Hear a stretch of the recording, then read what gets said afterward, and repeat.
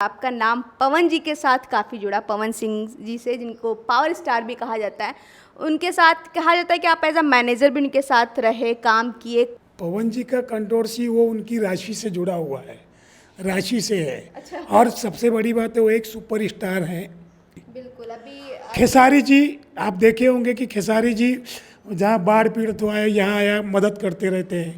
पवन जी के विवाद अलग हैं, लेकिन मानवता के रूप में, इंसानियत के रूप में पवन सिंह जी भी हमेशा मदद के लिए आगे आए रहते हैं। इसके लिए तो यही है कि कदम चूम लेती है खुदा के मंजिल, मुसाफिर अगर अपना रास्ता ना छोड़े। ये है भोजपुरी इंडस्ट्री। जो हीरोइनी ये कहती है कि हीरो को ज़्यादा मिलते, जो हीरोइनी ये बोलती है कि मुझे दिखाया जाता है करते, तो ठीक है ना, आपकी कास्टिंग इसीलिए होती है कि आप दिखाएं। जैसे कई लड़कियां आरोप लगाती हैं कि कास्टिंग का ऊँच। मेरे साथ ये हुआ। आज दिनेश जी हैं, रितेश जी हैं, अरविंद अकेला कल्लू जी हैं, ये सारे लोग इतने कम उम्र में जो इस मुकाम पर, इस बुलंदियों पर हैं, ये गॉड गिफ्टेड लोग हैं, ये बने नहीं हैं। अब आप ये कहो कि मुझे अगर दिनेश जी 1 करोड़ लेते हैं तो कोई हीरोइन भी 1 करोड़ ले, तो मेरे ख्याल से उचित नहीं है। लोग भोजपुरी अश्लीलता करते हैं। बॉलीवुड में अश्लीलता नहीं है। आज मैं बताता हूँ आपको, बॉलीवुड चल ही रही है भोजपुरी के कारण। चाहे जो इंडस्ट्री हो, उसको एक इंटरटेनमेंट के नज़रिए से देखिए। आज शाहरुख खान का, इतने बड़े स्टार का बेटा आर्यन खान सफ़ेद पाउडर में अंदर है।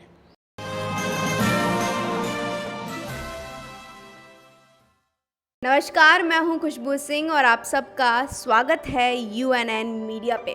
तो इस वक्त हमारे साथ एक शख्स हैं जो पत्रकारिता और एक्टिंग की दुनिया में बेहतरीन काम किए हैं। इनके कई मिसालें हैं जो इनके मुंह से ही सुनेंगे, लेकिन उससे पहले इनका स्वागत करते हैं UNN मीडिया पर पहली बार। सर, आपका स्वागत है। नमस्कार। और UNN मीडिया के सारे दर्शकों को जय सिंह का प्रणाम।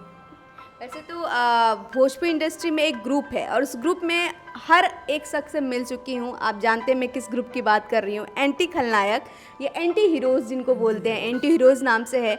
आपसे मैं पहली बार मिल रही हूँ और बहुत ही अच्छा लग रहा है कि हम लखनऊ में मिल रहे हैं, मुंबई में नहीं। क्योंकि एक बार मुझे याद है कि मैंने सबका इंटरव्यू किया था, सिर्फ एक आप ही वहाँ पर मौजूद नहीं थे और मुझे इंतज़ार था, क्योंकि आप पत्रकारिता से बिलोंग करते हैं और बहुत ही कम होता है कि क्राइम बीट से बिलोंग करते हों, और वो भी इस फील्ड में रहकर, मतलब एक्टिंग भी। और दोनों सर कैसे मैनेज करते हैं, पहले ये बताइए। इसके लिए तो यही है कि कदम चूम लेती है खुदा के मंजिल, मुसाफिर अगर अपना रास्ता ना छोड़े। तो आदमी अगर कुछ करने की ठान लेता है तो मुझे लगता है कि कोई मुश्किल नहीं है, और इसी तरह लोग एवरेस्ट फतह कर जाते हैं। क्या बात है। बड़ा होता है ना कि लंबा सवाल बेतुक जवाब। खैर, आते हैं हमारे इंडस्ट्री यानी भोजपुरी इंडस्ट्री में, और आपका नाम पवन जी के साथ काफ़ी जुड़ा, पवन सिंह जी से, जिनको पावर स्टार भी कहा जाता है। उनके साथ कहा जाता है कि आप एज अ मैनेजर भी उनके साथ रहे, काम किए। कई ज़्यादातर फिल्में आपने अगर 50-60 फिल्में की हैं तो 25 फिल्में उनके साथ की है। फिर अलग कहाँ से हो गए? सबसे पहले तो मैं ये बताऊं कि मैं पवन जी का मैनेजर कभी रहा ही नहीं हूँ। ओके। एक अपना भाई का प्यार था जो आज भी है और जीवन भर रहेगा, क्योंकि पानी में लाठी मारने से पानी अलग नहीं होता। हाँ, रही बात मनभेद की, तो मनभेद हर घर में होता है, हर परिवार में होता है, हस्बैंड वाइफ में होता है। तो हो सकता है पवन जी के कुछ विचार मुझे ना अच्छे लगे हों, और ये भी हो सकता है कि मेरे कुछ विचार पवन जी को ना अच्छे लगे हों। तो अलग होने का तो कोई सवाल ही नहीं आता। कहा तो ये भी जाता है, मैं बाकियों के सवाल बता रही हूँ, कहा तो ये भी जाता है कि पवन सिंह के हर कंट्रोवर्शियल में आप इन्वॉल्व रहे हैं, जितना भी, जिनसे भी कंट्रोवर्सी हुआ है उनका। मुझे तो ऐसा कभी लगा नहीं कि पवन जी का कंट्रोवर्सी वो उनकी राशि से जुड़ा हुआ है, राशि से है। अच्छा। और सबसे बड़ी बात है वो एक सुपरस्टार हैं, बहुत बड़े स्टार हैं, बहुत माता सरस्वती उनके कंठस्थ में विराजमान है, बहुत अच्छे सिंगर हैं। तो मेरे जैसा बहुत छोटा आदमी उनके विवाद से जुड़ना मुझे नहीं लगता कि सही बात है। मुझे लगता है अफवाह करते रहते हैं लोग। काफ़ी अफवाहें हैं। कहा तो ये भी जाता है कि जब रानी चटर्जी का अफवाह था पवन सिंह जी के साथ, उसमें आप काफ़ी इन्वॉल्व थे। क्या था वो मामला? नहीं, इसका सवाल, आप उस सवाल का जवाब आपने ही दे दिया। आपने खुद ही कह दिया कि जब उनकी रानी जी के साथ अफवाह वाला मामला था तो उसमें मेरा बोलना उचित अफवाह ये था कि आप बीच में थे। नहीं। ऐसा कुछ नहीं है, ऐसा कुछ नहीं है। मैं देखिए ऐसा होता है कि एक छोटी सी कहावत है कि अगर हीरो और हीरोइन एक फिल्म में हैं तो डायरेक्टर क्या करेगा, प्रोड्यूसर क्या करेगा। आज देख रहे हैं ना आप, सारे हीरो हीरोइन आपस में ताल मिल करके काम कर रहे हैं, अच्छी बात है, एक अच्छा सा काम हो रहा है। तो मैं अगर मना करूं कि भैया आप ये प्रशांत जी खड़े हैं, प्रशांत जी की हीरोइन को मत लीजिए, तो ऐसा नहीं है, असंभव सी बात है ना। तो वो बीच का कोई सवाल ही नहीं आता था। मैंने भी सुना था कि कुछ विवाद था, लेकिन वो तो बहुत पुरानी बात है, 15 साल पुरानी बात है। सर, सुनने और रहने में फ़र्क होता है। और आप जिस फील्ड से, आपकी दो फील्ड हैं, एक तो पत्रकारिता है, दूसरी एक्टिंग है। कितने भी बड़े एक्टर बन जाए, लेकिन जो पत्रकारिता का कीड़ा है ना सर, वो कभी नहीं जाता है। अगर आप वहाँ रहेंगे भी ना, जो 10 लोग नहीं देखेंगे वो एक पत्रकार देखता है। आपने कुछ इस इंडस्ट्री में अलग नोटिस किया?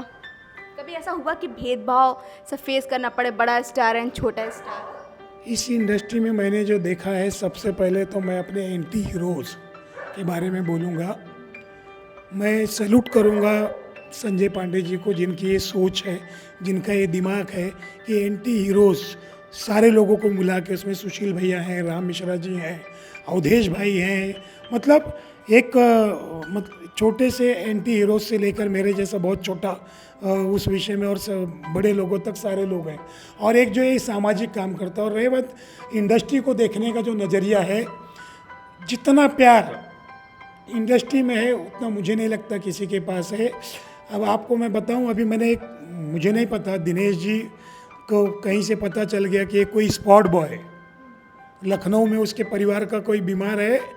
मैंने वो मेरे पास स्क्रीनशॉट आया कि दिनेश लाल यादव जी निरहुआ जी ने, उनको क्या पड़ी है स्पॉट बॉय के बारे में बोलने की, लेकिन उन्होंने ट्वीट किया कि मैं लखनऊ में हूँ, जिस अस्पताल में ज़रूरत पड़ेगी आके मुझसे मिले, मैं हमेशा तैयार हूँ। ये है भोजपुरी इंडस्ट्री। बिल्कुल। अभी खेसारी जी, आप देखे होंगे कि खेसारी जी जहाँ बाढ़ पीड़ित हुआ है, यहाँ आया मदद करते रहते हैं। अच्छा, पवन जी के विवाद अलग हैं, लेकिन मानवता के रूप में, इंसानियत के रूप में पवन सिंह जी भी हमेशा मदद के लिए आगे आए रहते हैं। अरविंद अकेला, कल्लू जो ही, रितेश जी हों, ये सारे लोग, देखिए ये स्टार हैं, पब्लिक फेम है, इसलिए इनके विवाद तो होना ही है। ये अगर थूक देंगे कहीं सड़क पे तो वो भी विवाद बन जाएगा। लेकिन ये है कि ये अपनी इंसानियत जो है इनकी, इसको मीडिया वाले कोई दिखाते ही नहीं है। बिल्कुल इंसानियत। अभी मैं बता दूं कि निरहुआ जी ने एक और बहुत अच्छा काम किया था, जो श्याम देहाती जी जो हमारे बीच नहीं रहे, उनके बच्चों का एडमिशन कराया था, उनके लिए स्टैंड लिया। और वैसे ही हर स्टार अपने अपने लेवल पे कर रहा है। अभी मुझे एंटी हीरोज़ ग्रुप में पता है कि एक हमारे एक्टर का नाम नहीं लूँगा, क्या होता है कि कुछ करने से वो चीज़ें दब जाती हैं। अस्पताल में थे इस कोरोना काल में, बहुत बुरी अवस्था में थे दिल्ली में। दिनेश जी को पता चला, उन्होंने एक ज़रूरी, एक अच्छी रकम मदद के रूप में उनको दी है। मैं ना उस एक्टर का नाम लूँगा, ना इनकी रकम का नाम लूँगा, क्योंकि जान जो होता है बंद मुट्ठी से होता है। तो ये है हमारे इंडस्ट्री का प्यार, ये है हमारे इंडस्ट्री के आपस की ताकत। क्या बात है। वैसे आपने जब बहुत फिल्में की हैं, अच्छी फिल्में की हैं, आपको सबसे ज़्यादा कंफर्टेबल और मज़ा किस एक्टर के साथ? वैसे तो आप एक्टर भी हैं, कहीं भी ढल जाएंगे, जिस तरह ढाला जाएगा, लेकिन आपको किसके साथ काम करने में ज़्यादा मज़ा आता है? देखिए, हम लोग जो दिखाते हैं पर्दे पर, जो काम करते हैं, वो ये दिखाते हैं कि अगर रावण न होता तो राम किससे लड़ते हैं। और आज मर्यादा पुरुषोत्तम भगवान श्री राम जी की पूजा पूरे रामायण में, पूरे जो उपस्थिति है वो लंका से जाकर रावण के वध तक सीमित है। तो मेरा मानना है कि काम, छोटा बड़ा आर्टिस्ट कोई भी हीरो, बड़े हो छोटे हैं, हम लोग खल अभिनेता हैं और उनके सामने जब जाते हैं तो उनकी बराबरी से काम करते हैं और ज़माने को, दुनिया को सीख देते हैं कि देखो ये हमारे जितने आर्टिस्ट हैं भगवान श्री राम है और हम उनके सामने रावण है। तो आप हमारी रावण की जो चीज़ें वो मत लो। इस समाज को जो हम सीख दे रहे हैं, बुराई से अच्छाई सीखिए आप। कि हम बुरा काम करते हैं तो बाद में रावण हमारा वध किस तरह करता है और हमारा अंत होता है। तो समाज को हम ये सीख देते हैं कि आप कोई बुरा काम मत कीजिए, अच्छा काम कीजिए, ताकि हमारी तरह आपका वध होने से बचा रहे। क्या बात है। वैसे बात अगर इंडस्ट्री की जाए तो जैसे आपने रामायण का एग्जाम्पल दिया, तो रामायण रावण और राम के बिना अधूरा है, लेकिन सीता के बिना भी अधूरा है। लेकिन हमारी इंडस्ट्री में आपको लगता है कि जो त्वचा हमारे एक्टर मेल को दिया जाता है, हीरोज़ को दिया जाता है, उतना ही हीरोइन को मिलता है? क्योंकि बहुत से हीरोइन से मैंने बात की, उनकी शिकायत है कि वो त्वचा हम लोग मतलब एक बोलते हैं ना कि एक सम्मान की तरह जो क्या बोलते हैं चीज़ की तरह यूज़ करना, कि बस शो पीस की तरह यूज़ करते हैं, और जितना हीरो को पेमेंट होता है उतना हीरोइन को उसके मामले में 10% होता है। इतना भेदभाव होता है इस इंडस्ट्री में, इस पर आप क्या कहेंगे? खुशबू जी, कोई भेदभाव नहीं है इंडस्ट्री में। कोई भेदभाव इसलिए नहीं है क्योंकि जो हीरोइन ये कहती है कि हीरो को ज़्यादा मिलता है, आपने देखा होगा जो एक दौर था राकेश पांडे जी, सुजीत कुमार जी, उसके बाद एक लंबा सा गैप हो गया था भोजपुरी फिल्मों को लेकर। बड़े भैया मनोज तिवारी जी जब सुधाकर पांडे जी के साथ आए ससुरा बड़ा पैसे वाले को लेके, तो एज ए सिंगर फेम आए थे। अच्छा, निश्चित तौर पर कि अभी ये जो हीरोइन ये बोलती है कि मुझे दिखाया जाता है करते, तो ठीक है ना, आपकी कास्टिंग इसीलिए होती है कि आप दिखाएं, उस स्टोरी और उस गाने की ज़रूरत होती है।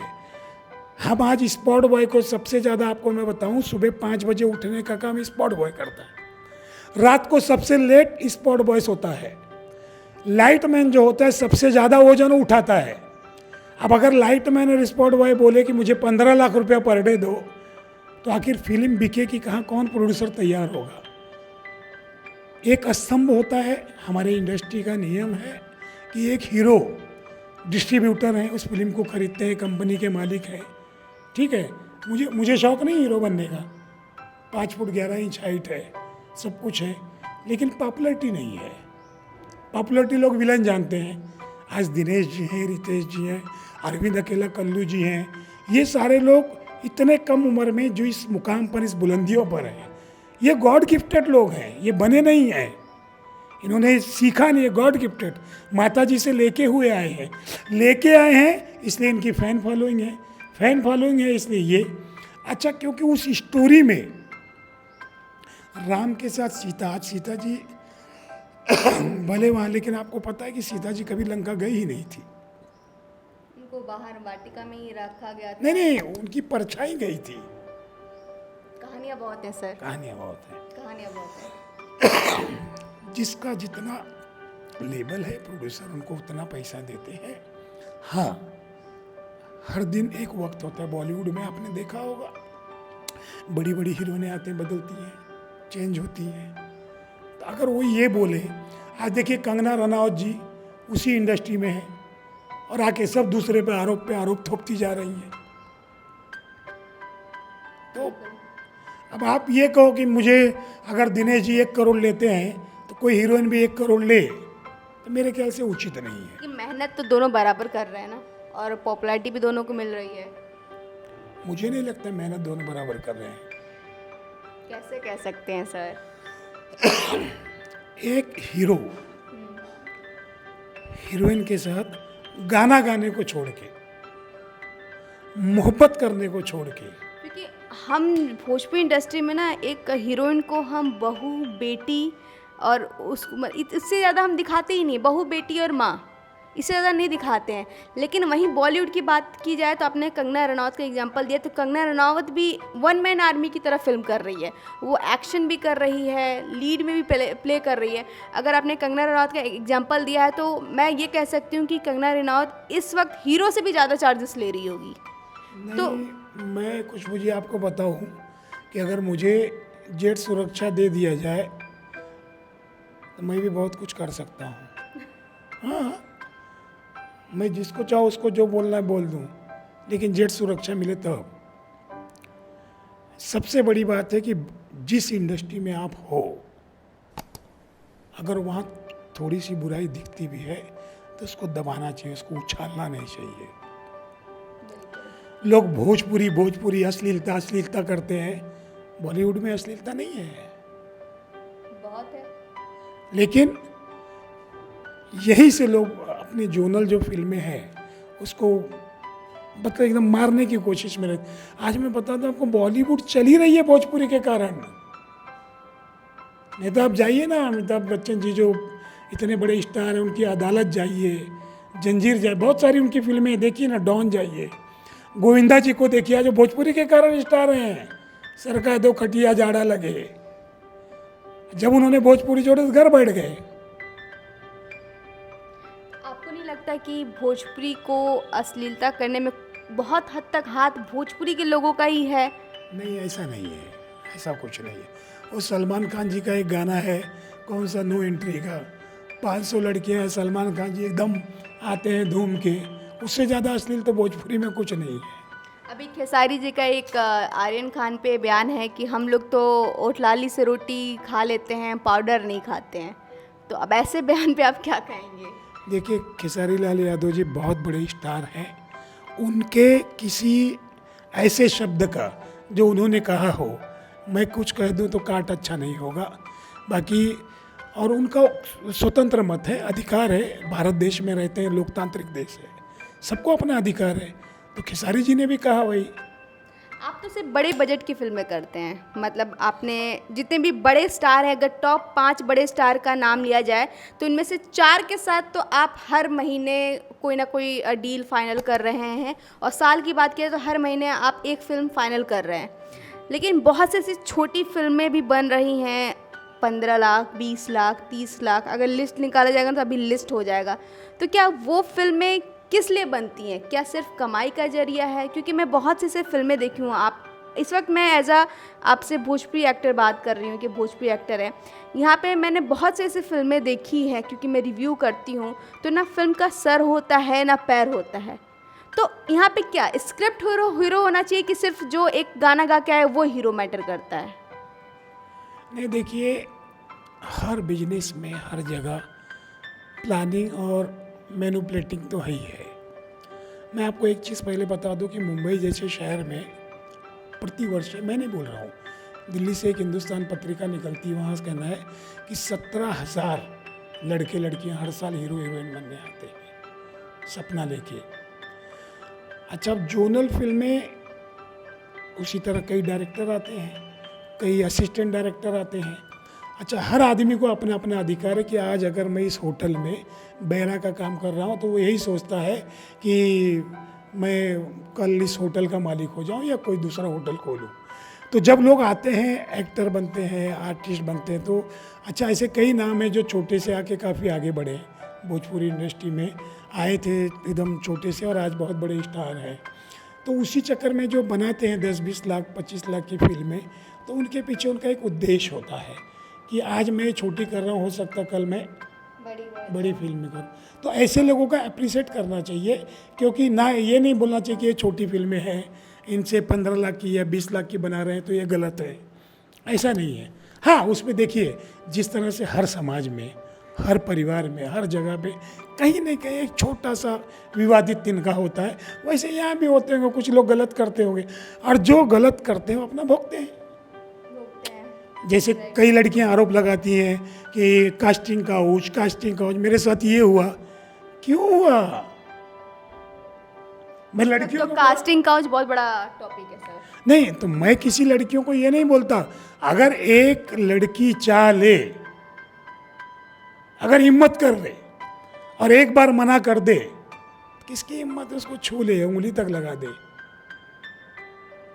फिल्मों के रील के पीछे जो होता होगा, लेकिन आम जीवन में हिंदुस्तान का, भारतवर्ष का, किसी भी स्टेट का कानून इतना कमज़ोर नहीं है कि मैं किसी की लड़की को छू लेऊं और वो बच जाए, बशर्ते कि उस लड़की के मन में हो कि मेरे साथ गलत हुआ है।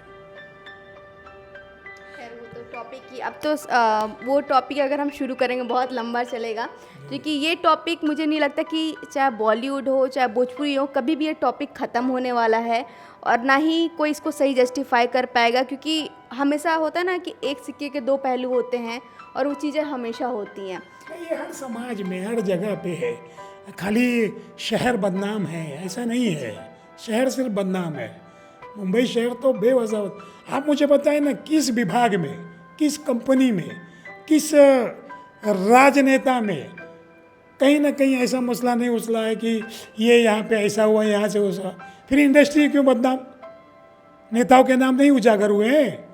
बहुत हुए हैं। बहुत हुए हैं। किसी हमारा और होंगे। नहीं, किसी कंपनी में, किसी पुलिस विभाग में, अगर किसी विभाग में मान लीजिए किसी एक सिपाही ने या किसी सब इंस्पेक्टर ने, किसी एसएचओ ने, किसी सीईओ ने, किसी ने कुछ एक गलत काम उससे हो गया, तो हम क्या करें? पुलिस विभाग को बदनाम करें? सवाल ही नहीं पैदा होता। तो अगर इंडस्ट्री में भी कोई एक ऐसा विषय होता है तो पूरी इंडस्ट्री को बदनाम करने का क्या मतलब? सवाल ही नहीं आता। गलत है ये, लोगों के देखने का नज़रिया गलत है। बात वही हुई, सब करते हैं, लेकिन बदनाम जिस तरह भोजपुरी है वैसे ही ये टॉपिक भी वैसा ही है। खैर, एक और नया दौर शुरू हुआ है वेब सीरीज़ का। आपने वेब सीरीज़ करना शुरू किया कि नहीं किया? एक्चुअली मुझे बहुत दिन तक तो वेब सीरीज़ की जानकारी ही नहीं थी, मोबाइल आप नहीं चलाते? और जब मैंने देखना शुरू किया तो मुझे 2 वेब सीरीज़ के ऑफ़र आए, लेकिन उस ऑफ़र में वो सारी चीज़ें थी कि मैं घर पे जाके अपने मम्मी पापा को बता नहीं सकता था कि ये वेब सीरीज़ आपको करनी है। क्योंकि मैं बता रहा हूँ कि मेरे बचपन में मेरे पिताजी मुझे ले जाते थे फिल्म दिखाने। मुंबई में जोगेश्वरी में पुरानी पिच में लगते थे दंगल, बिटिया भाई सयान, ऐसे कई सारे, गंगा मैया तो हैं पीरी सड़ों पे, ये सारी फिल्में राम से हम अंजर थिएटर में ले जाते थे दिखाने। और मैं अच्छे से जाता था, हर महीने हाथ पकड़ के।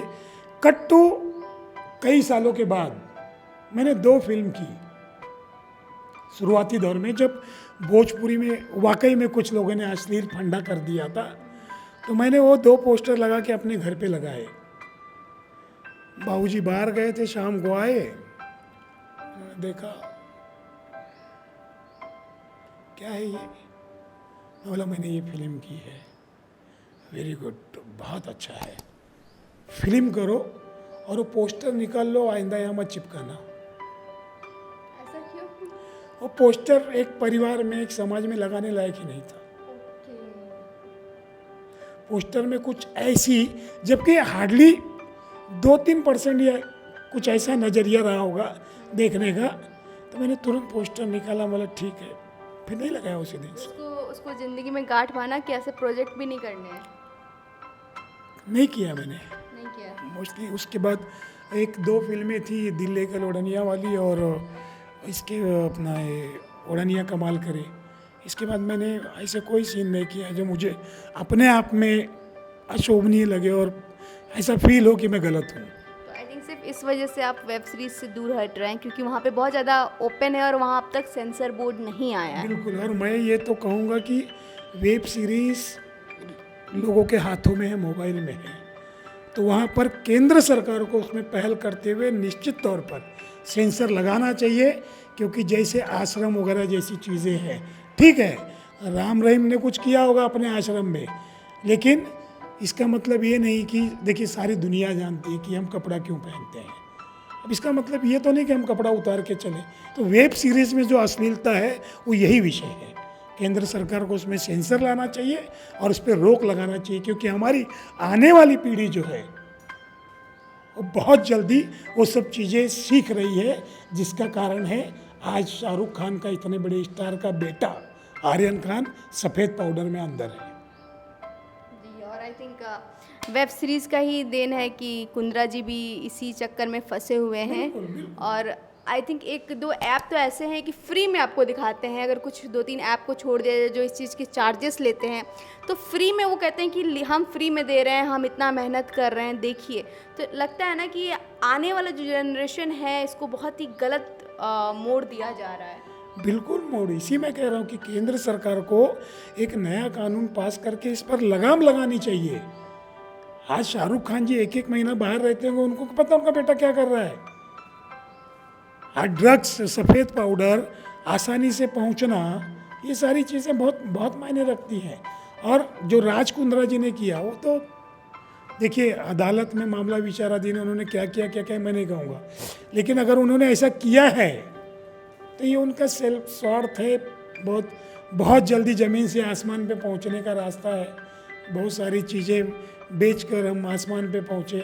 ज़्यादा मैं कुछ बोलूँगा पता चला कोर्ट मुझे ही फटकार लगा दे कि आपने जज हो गए क्या, क्यों ऐसा कर रहे हो जी। आई थिंक हम दोनों ही ऐसे फील्ड से बिलोंग करते हैं जहाँ पे हमें पता है कि हमें क्या नहीं बोलना है। खैर बहुत अच्छा लगा आपसे बात करके। हमारे जो दर्शक हैं जो हमसे जुड़े हुए हैं उनसे कुछ कहेंगे, क्योंकि बहुत से लोग आपको एज अ विलन देखे हैं। जय जी एग्जैक्टली क्या है वो आज मिल रहे हैं कि हर चीज़ पे बेबाकी से बोलना। ये इस समय यूएनएन मीडिया के इस साक्षात्कार को जो खुशबू जी ने अभी अपने कई शब्दों के घुमा फिरा के बहुत कोशिश की, इन्होंने मुझे एकदम वो करने की जो लिया इन्होंने साक्षात्कार, जो भी लोग ये देख रहे हैं उनसे मेरी सिर्फ एक हाथ जोड़कर विनती है, सिर्फ एक। आप चाहे जो इंडस्ट्री हो उसको एक इंटरटेनमेंट के नज़रिए से देखिए। हमारे खेसारी जी, दिनेश जी अगर 10 लोगों को मार रहे हैं तो आप वो कोशिश कभी मत कीजिए। अगर जय सिंह ड्रग्स की सप्लाई कर रहे हैं तो मैं फिल्मों में कर रहा हूँ, उसका नतीजा बाद में जेल होती है, बुरा होता है, तो आप उस पर मत जाइए। अच्छा ही सीखिए, अच्छा ही ये सीखिए कि दिनेश जी या खेसारी जी या कल्लू जी अच्छा क्या कर रहे हैं, कैसे लोगों की मदद करते हैं फिल्मों में। तो इससे निश्चित तौर पर ये समाज के लिए एक सीख होगी। और विशेष करके भोजपुरी भाषा, जिसको हम बहुत बेसब्री से इंतज़ार कर रहे हैं कि विश्व की 8वीं सूची में दर्ज हो और हम लोगों के लिए सम्मान की बात हो। ये तो बस यही विनती है कि समाज में देखिए, पहले जब हमारा घर ठीक रहेगा तब हम गांव के विषय में सोचेंगे, जब गांव शांत होगा तब हम शहर के बारे में सोचेंगे, और जब शहर शांत होगा तो हम देश के बारे में सोचेंगे। तो आप अगर अपने बारे में सोचते हैं, इसका मतलब देश के बारे में सोच रहे हैं। क्या बात है। आई थिंक इससे अच्छा एंडिंग मुझे कभी मिला ही नहीं, और बहुत ही अच्छा एग्जाम्पल दिया फिल्मों का, क्योंकि फिल्म में 2 होते हैं, एक हीरो एक तो विलन, और दोनों ये बताते हैं कि आपको क्या करना है और क्या नहीं करना है। ये आपके हाथ में है, और आप अपने लिए करेंगे तो देश के लिए करेंगे। बहुत ही अच्छा लगा बात करके, और बस हमारे साथ बने रहिए, और भी इंटरेस्टिंग इंटरव्यू हम लेकर आने वाले हैं। और इस वक्त जय जी भी लखनऊ में फसल फिल्म की शूटिंग कर रहे हैं, जो निरहुआ राम्रपाली जी हैं उस फिल्म में, तो प्रेम आई थिंक प्रोड्यूसर हैं। तो उस फिल्म के भी सेट पे हम जाने वाले हैं जल्द ही। तो इंटरेस्टिंग इंटरव्यू के लिए बने रहिए हमारे साथ और देखते रहिए यूएनएन मीडिया।